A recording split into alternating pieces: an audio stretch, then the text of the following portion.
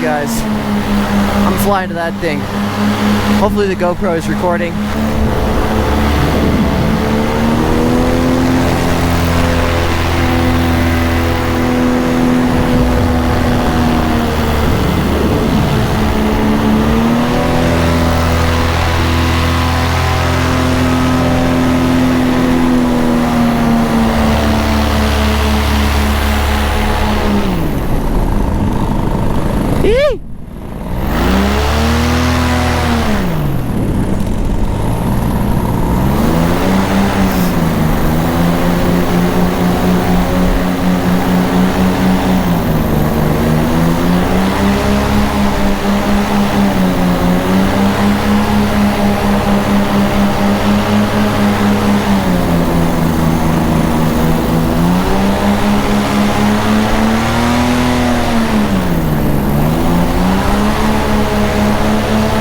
Goodness, it's bumpy, baby. It's bumpy.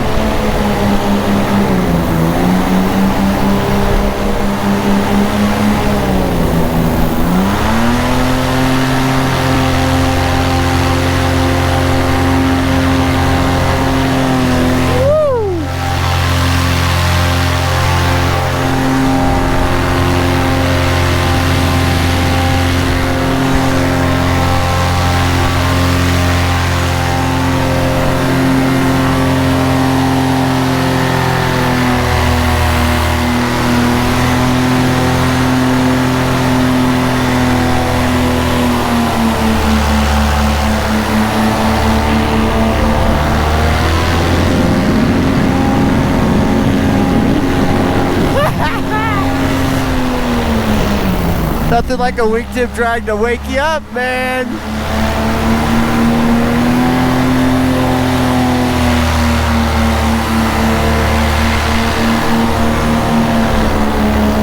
Like a good old wingtip drag in the morning. Whoa, it's bumpy.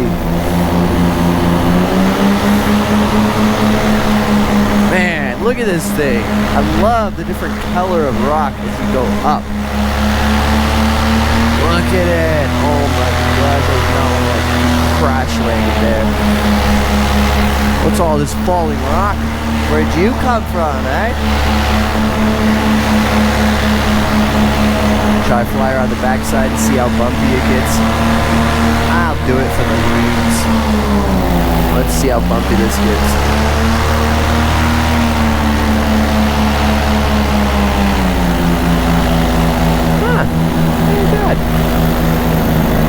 Look at that one red line. Like, what made that one line right there red? Who knows?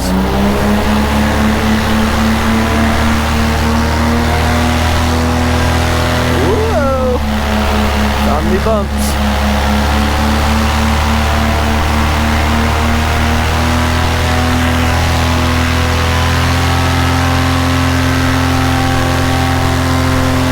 Whoa! Hey, there's a ladder right there.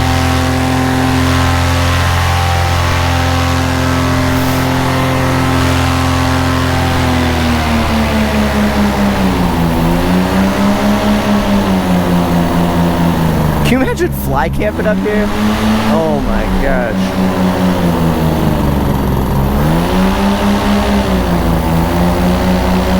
I think I could land right now on that. I think on a scale of 1 to 100, how stupid of an idea is that?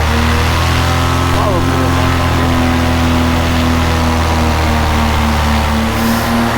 Have I done stupider? Nah. Am I gonna try it?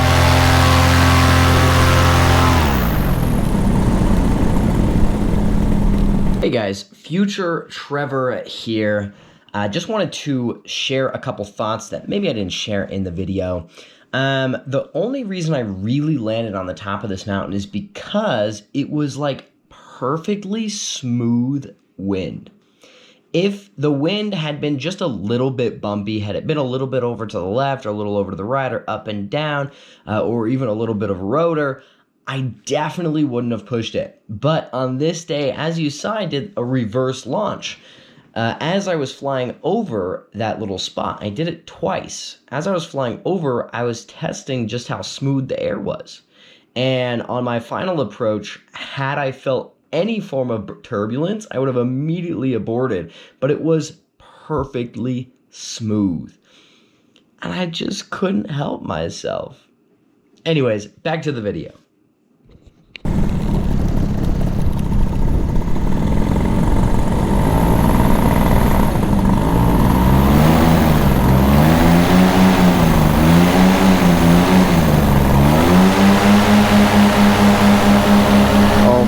I so can stick that landing.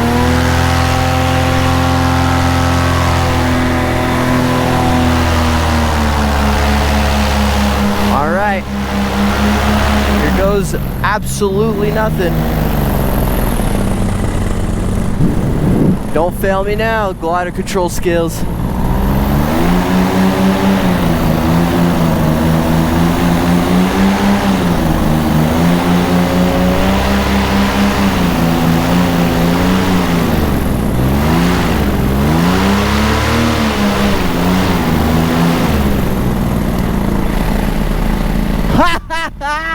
Oh my gosh! Woo! Oh my gosh! I freaking did it! Let's go, baby! Yeah! Woo! Woo! Don't tell my mom!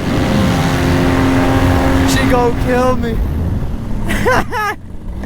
Oh my gosh, I can't believe I landed on top. Oh my gosh, that was so cool. That was so cool. I am accomplished. If I do nothing else this entire flight, I am accomplished. Holy crap, oh my gosh.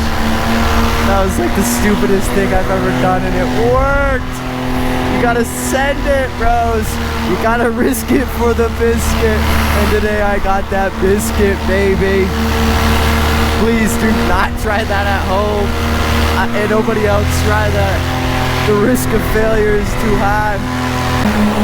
Alright guys, on a quick little serious note here, you have to weigh the risk reward for things when you're flying. Landing on the top of that thing was the stupidest thing I could have ever done. If for some reason I lost control or the wind wasn't there and the glider fell behind me, I'd have to figure out either A, launch off of that hill, or B, get the gear down. Neither one of them is something I wanted to try and figure out. And so it's like, well, it's not that difficult to fail that. I mean, if you know, I could have blown it, the wind could have changed, it could have hit a gust, you know, something could have happened out of my control that could have caused me to fail that landing, and that could have been ugly, and so you shouldn't have done it, I shouldn't have done it. You have to ask yourself, like, the risk-reward kind of equation, and the reward of that, doing a touch and go on top of that, although cool, yeah, how many people could stand on the top of that thing? The risk is way too high, so if you're not someone who's extremely experienced, has a high level of skill, and is an absolute idiot, I wouldn't try it. Not an idiot, but it was kind of a dumb move. You know, coolest thing I think. Oh my gosh, it was so cool. Who's done a touch and go on the top of this freaking rock? Look at it. I didn't touch and go on that thing. Let's check these views out, eh, boys?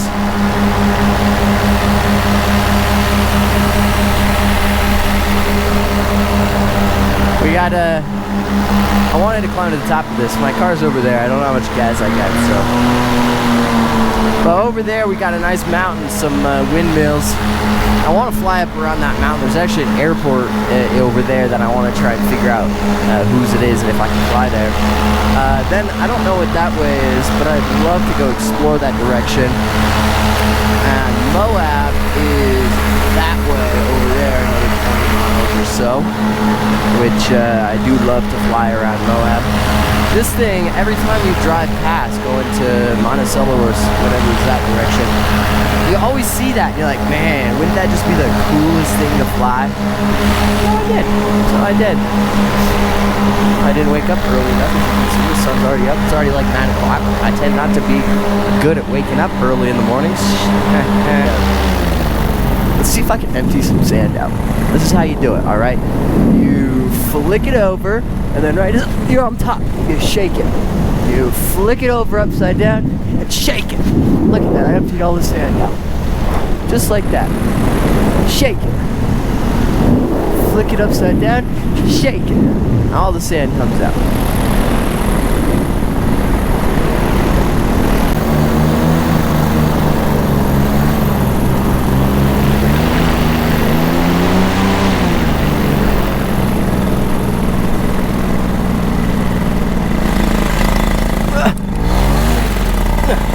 Okay guys, future Trevor here again.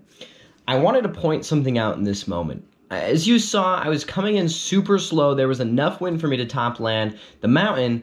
As I landed and I tried to turn around, I kind of got stuck, and you saw I had to straighten back up and get back onto the power. Now, you'll always notice that we, as in the supers, that's Dell, myself, our students, our helpers, the people that tend to fly with us, we don't kill our motors until we've completely and successfully disabled the glider. And the reason we don't kill the motor until we fully disable the glider is because you have to have options. In this moment, all of a sudden I got pulled. I tried to turn and I couldn't turn. I got yanked back to forward kiting. And if I hadn't have had power to save me, I could have turtled in this moment or fallen on my butt or spun around or any of those situations. But because I have the power, because I have the motor on, I then have the ability to add that power to keep me moving forward or even climb out and go back around. Now, you'll notice a little bit later, after I've already turned around and the glider's on the ground, I still didn't kill the motor until I successfully had the glider in either her hands or I felt it was fully disabled. Again, the reason is because what if the wind all of a sudden picks up to 10, 15 miles an hour, yanks me into the sky? Well, if I have the motor on, I can just hit power and control the everything, get under control, flying backwards, come down, land. I have the ability to have options again. So I always try and keep the motor on until the glider has successfully been disabled. Anyways, back to the video.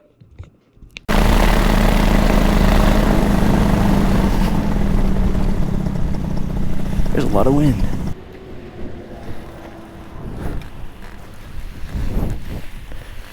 That's good.